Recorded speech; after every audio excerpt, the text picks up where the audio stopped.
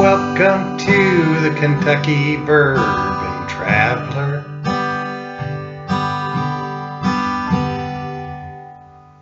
Hi, I'm Ken, and welcome back to Louisville, Kentucky. Today we're headed to Mayville, to the old Pogue Distillery. If you drive northeast, you run right into the Ohio River here in Kentucky, and you'll find the cliffside town of Mayville, Kentucky. They build these structures into the hill here in Mayville. It's so steep.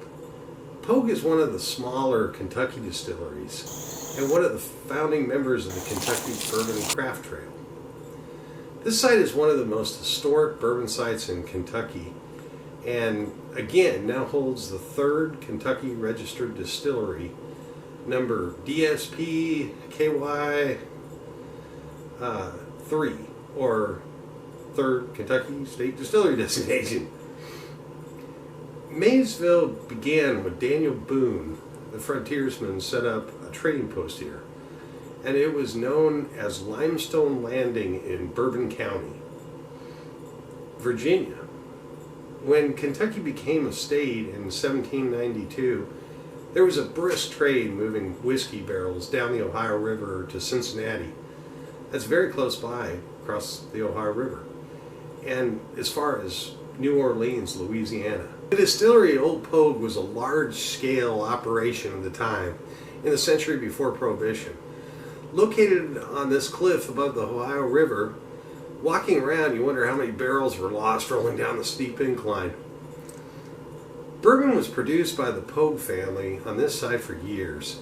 In this picture you can see the distillery buildings before a 1973 fire obliterated what was left of the distillery that was converted to a fuel plant, but spared the 1845 white Pogue family home, which is circled in red in the picture.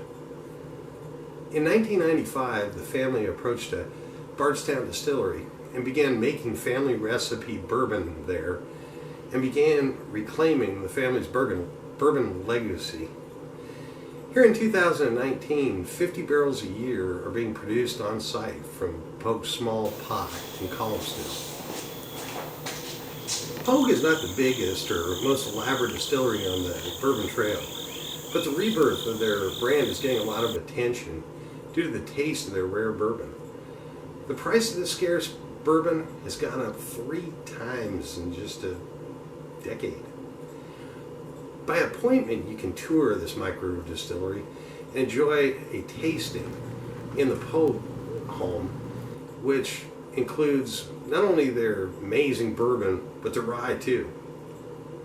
Today, we're going to be profiling Old Pogue 9-year, 91 proof Kentucky straight bourbon.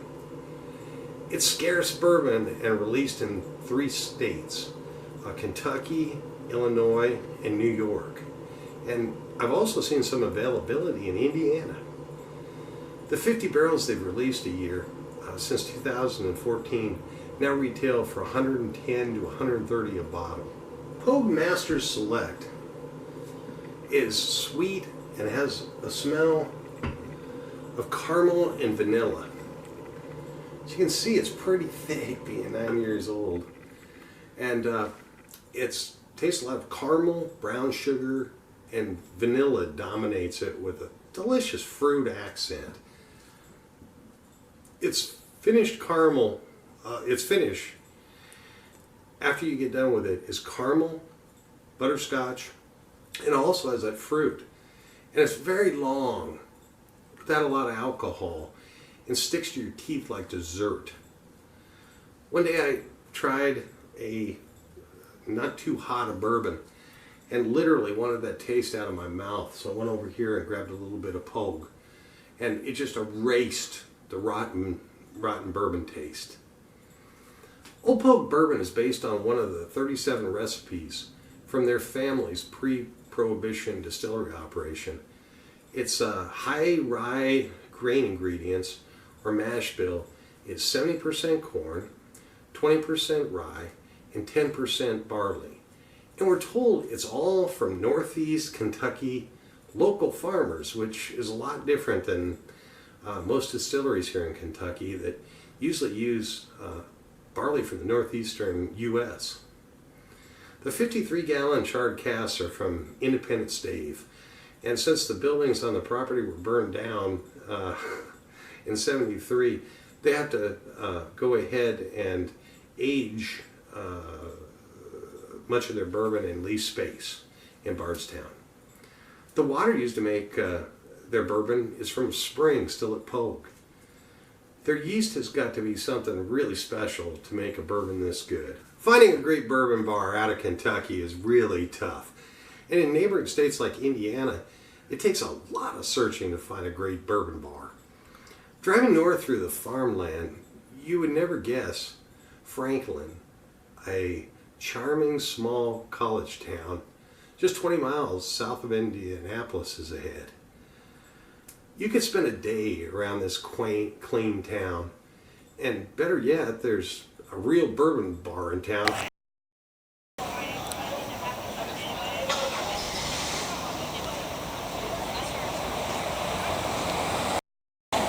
Brian Alvey, a former 21-year Army veteran, recently left the service after tours including the Middle East. And opened, I think most people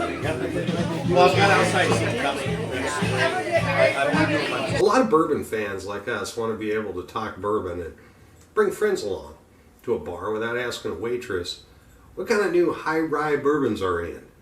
It gets that kind of blank stare that most of us bourbon geeks would hate.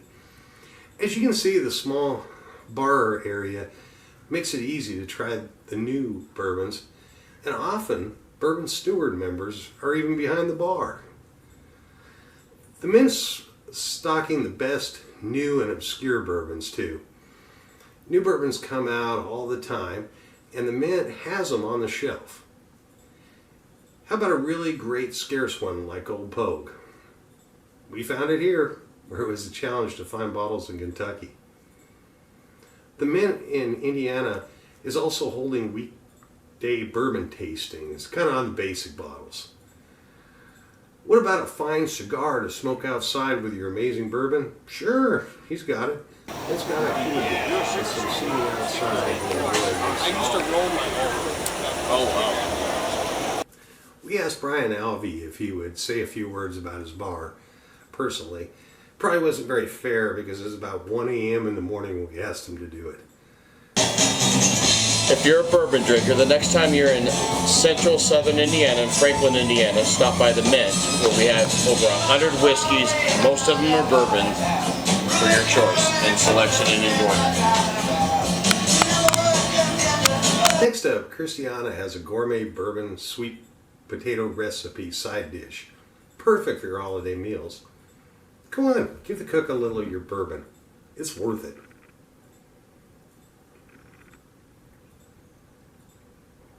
So good. Hi, I'm Christiane, originally from Würzburg, Germany. And with the holidays upon us, we are making a bourbon sweet potato casserole. So what I did, I had fresh sweet potatoes. I stacked them with a fork, put them on aluminum foil and cooked them in the oven on 400 degrees for an hour. And after that, I peeled them and cut them up. Just like that. And now we're just going to use a fork and kind of mush them down. So there's no more dices in there. But the potatoes are nice and soft, so you can. It's very easily to do. Then we add the butter.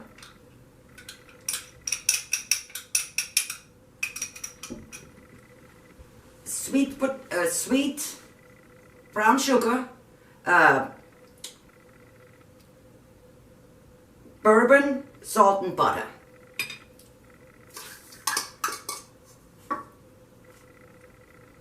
Best of the best. Now we combine everything together and it smells wonderful. Sweet potatoes and bourbon and butter, it's awesome. So after we put all the ingredients in the potatoes, I transferred it into a pan and smoothed it out. Now we're going to add the topping.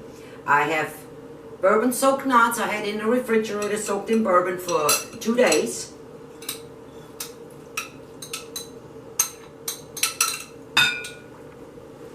Then I add melted butter.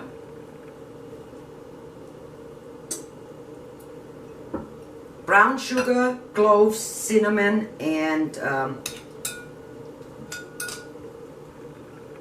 we add that. Then we mix it nicely together.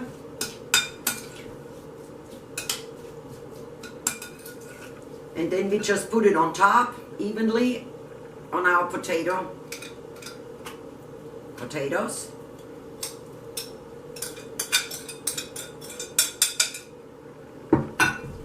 Smooth it out so the topping is evenly over the sweet potatoes.